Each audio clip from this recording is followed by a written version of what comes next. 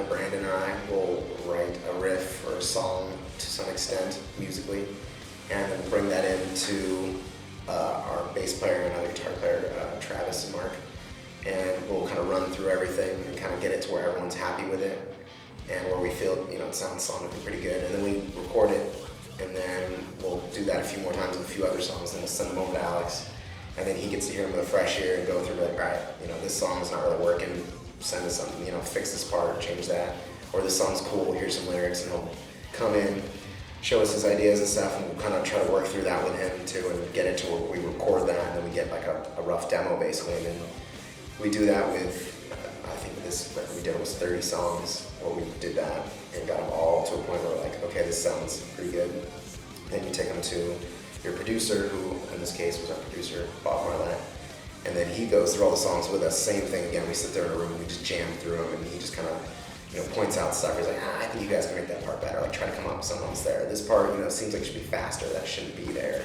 Something seems weird, because then he's got to give it another fresh ear coming into it. And then from that point, then once we get the songs where we like them, then we go in, record all the, I guess the drums and the bass, and then do all the vocals, so that they don't mesh with the guitar parts at all. And once the vocals are laid down, we come back in and we lay down all the guitar solos and all the guitar parts and everything. That way, it's all it makes sense and flows sonically. We recorded the record at Bob Marlette's house in Woodland Hills, and it's just really his house. But I think you would say his recording studio would be like a pool house, Garage. It was like a big standalone garage that he's converted into like a mini studio. We tracked the drums at a studio in LA, Henson, and then Yeah, John Henson studio with Buckets. Yeah, and then we did the rest of the stuff at Bob's house. That was cool. It was a really relaxed vibe. He's got a bunch of gargoyles hanging around. A bunch of fish ponds and swimming pool and cabanas and stuff. So he's kind of a real nice little backyard. Very relaxing. Smoke cigars and just chill. Really it was a real relaxed working environment, I would say. Yeah, Bob's very mellow, dude. He just said things sucked and didn't suck. Like he'd be like, that sucks, change it, or this sucks. Yeah. He gave us, one thing we wanted to make sure is that everything you're hearing is like what we came up with, what we created and stuff. And we didn't want someone going like, here, just play, here, play this and play that. That doesn't really go over well so well with us. So we just wanted someone who's gonna be like, hey guys, just point us in the right direction. Like, we can write our own songs. We know how to write. We've been doing this for 10 years now. Just point us in the right direction if we're doing something that seems too weird or too obscure or something. I think that this writing process is different from the last record. The last record we sat down with, we did the demoing process, kind of similar, but not as cohesive. And then we went and did pre-production with acoustic guitars.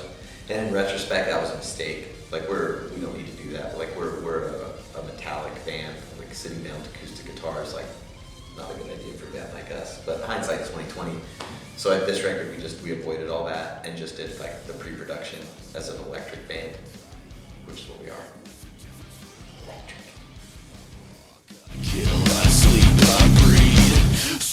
Like there's a lot of themes on the record. Like I think a lot of it's just like self-examination. Like it's me examining myself and like my personal thoughts and why I do some of the shit I do, and trying to figure myself out.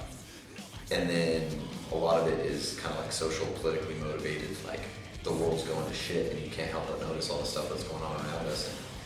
And it's made me angry. I seem out of it tired now, but it's really upsetting to think about what we're doing to each other. So I'm just kind of speaking out against some of the stuff that I see is wrong. Yeah, I think even the musical vibe, the same kind of thing. Just big, something that's gonna really just get that message across. The really big sound, big drums, big guitar sounds. And it's very electric and dark and metal sounding and rock sounding and punk sounding all at the same time. It kind of just runs across the board as far as all these different genres of music coming together and having a congregation of party of the damn congregation of me.